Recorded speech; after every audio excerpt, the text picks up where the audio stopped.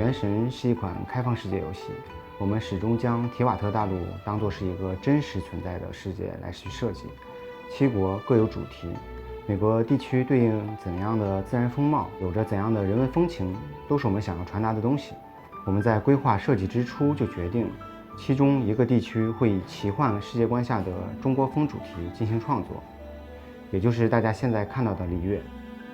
目前大家能够看到的中国风内容的开放世界游戏还比较少，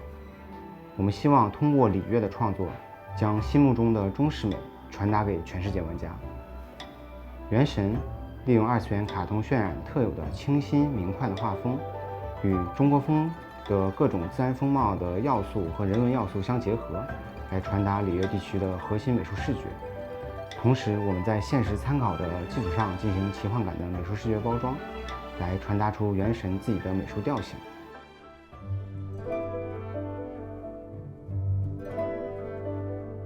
在开放世界美术创作的过程当中，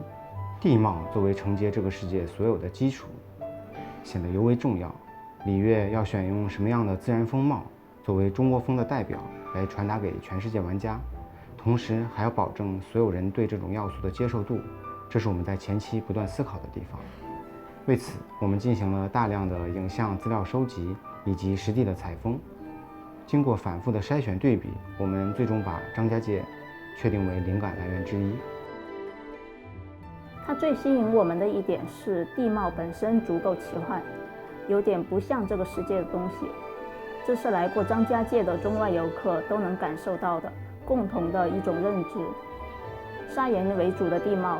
作为铁瓦特七神里岩之神领地的标志，也是很合适的。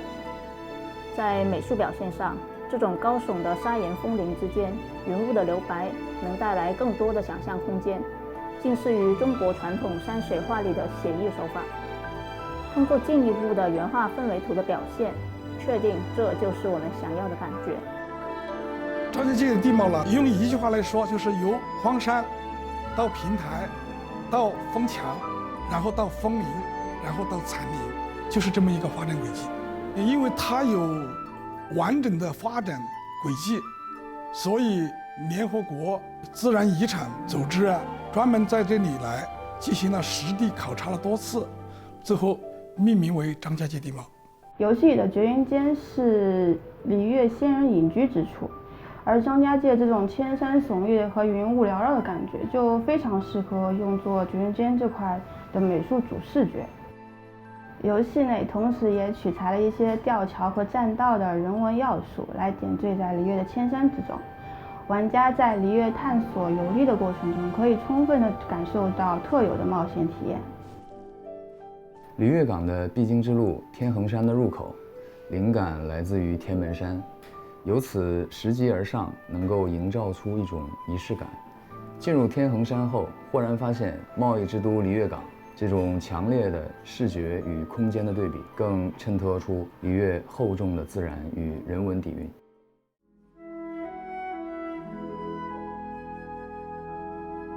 在原神的未来规划里，后续的地图板块将逐步开放，